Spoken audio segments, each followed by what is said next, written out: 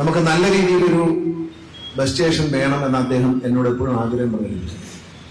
അങ്ങനെ ആഗ്രഹം പ്രകടിപ്പിച്ച് ഞങ്ങൾ സംസാരിച്ച് കഴിഞ്ഞപ്പോൾ തന്നെ ഞാൻ അംബികയോട് പറഞ്ഞു, അംബിക പോയെന്ന് ധനകാര്യമന്ത്രിയെ കാത്തു പൈസ തരും എന്ന് പറഞ്ഞു. പക്ഷെ ചെന്ന് കണ്ടതിന്റെ അന്ന് തന്നെ പൈസ കൊടുക്കാൻ പൈസയുടെ കാര്യത്തിൽ ധനകാര്യ വകുപ്പ് ഇച്ചിരി ദാരിദ്ര്യം കാണിച്ചെങ്കിലും, പക്ഷെ പിന്നെ ഇത് പീഡബ്ല്യൂഡിയെ കൊണ്ട് നിർമ്മിക്കാൻ നമ്മൾ തീരുമാനിച്ചു. അവർ 20 കോടിയുടെ എസ്റ്റിമേറ്റ് ആണ്. 20 കോടിയുടെ എസ്റ്റിമേറ്റ് കണ്ടപ്പോൾ ധനകാര്യമന്ത്രി ഞെട്ടി. അപ്പൊ അദ്ദേഹം പറഞ്ഞു, ഒറ്റയടിക്ക് വേണ്ട, രണ്ടായിട്ട് ചെയ്യാം. മാത്രമല്ല 50 കോടി രൂപ സർക്കാർ എല്ലാ മാസവും തന്നുകൊണ്ടിരിക്കുകയാണ്. ഇന്ന് ഞാനൊരു 5.5 കോടി രൂപ കൂടി ചോദിച്ചിരിക്കുകയാണ്. ഇനിയുള്ള മാസങ്ങളിൽ 55.5 കോടി തരണമെന്ന് ധനകാര്യമന്ത്രിയോട് ഞാൻ അഭ്യർത്ഥിച്ചു. എന്തിനാണെന്ന് ഞാൻ നിങ്ങളോട് പറയാം, അപ്പോൾ നിങ്ങൾക്ക് മനസ്സിലാവും. 5 കോടി രൂപ 50 കോടി രൂപ ഈ സർക്കാർ കൊടുക്കുകയും പിണറായി വിജയൻ സർക്കാർ അധികാരത്തിൽ വന്നതിന് ശേഷം 10,000 കോടി രൂപയാണ് KSRTC വേണ്ടി മാറ്റി വെച്ചത്. ഒരു സർക്കാർ, ഇതിനു മുമ്പുള്ള ഒരു സർക്കാരും KSRTC രക്ഷപ്പെടുത്താൻ ശ്രമിച്ചിട്ടില്ല. പണം തന്നത് മാത്രമല്ല, നമ്മൾ പല പരിഷ്കാരങ്ങളും കൊണ്ടുവന്നു. ആ പരിഷ്കാരങ്ങൾ വിജയിക്കും. നിങ്ങൾക്കറിയാം, ഓരോ ജീവനക്കാർക്ക് അറിയാം, പണ്ട് പോകുന്നവരെല്ലാം നമ്മുടെ ബസ് പോകുന്നത്, ഏതാണ്ട് ബസ്സെല്ലാം നിറഞ്ഞാ പോകുന്നത്.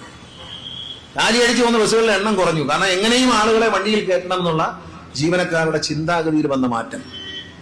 ഈ മിടുക്കെല്ലാം സാധിക്കുമ്പോൾ നിങ്ങൾ എന്നോട് ചോദിക്കും, എന്നാ ഞങ്ങൾക്ക് കുറച്ച് ആനുകൂല്യം കൂടെ തന്നൂടെ എന്ന് വിചാരിക്കും.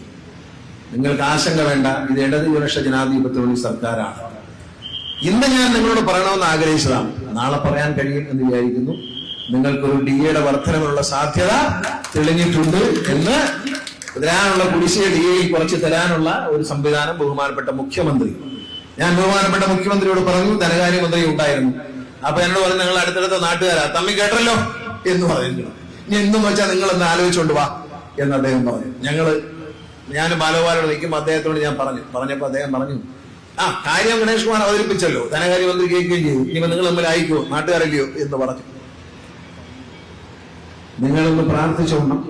ഞാൻ ഇച്ചിരി പൈസ ചോദിച്ചുകൊണ്ട് അത് കിട്ടിയാൽ നിങ്ങൾ കുറച്ച് DA കുടിശ്ശിക വർദ്ധിക്കും എന്നുള്ളതുകൊണ്ട് ഇന്ന് നിങ്ങൾ രാത്രി വൈകിട്ടൊന്ന് പ്രാർത്ഥിച്ചോണം. നന്നായി, അങ്ങനെയാണെങ്കിൽ നാളെ ശരിയാവും.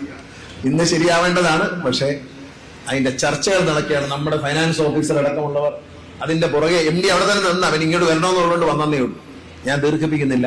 അപ്പൊ ഞാൻ സന്തോഷത്തോടെ, നിങ്ങളുടെ ഇവരുടെ അനുവാദത്തോടെ, നമ്മുടെ MLA അക്ഷീണമായ പരിശ്രമത്തിന്റെ ഫലമായി നമ്മളിവിടെ ആരംഭിക്കുന്ന ഈ ഒരു പുതിയ ബസ് സ്റ്റേഷന്റെ 1ാം ഘട്ട നിർമ്മാണ ഉദ്ഘാടനം നിർവഹിച്ചായി അറിയിക്കുന്നു. നന്ദി, നമസ്കാരം, ജയ്.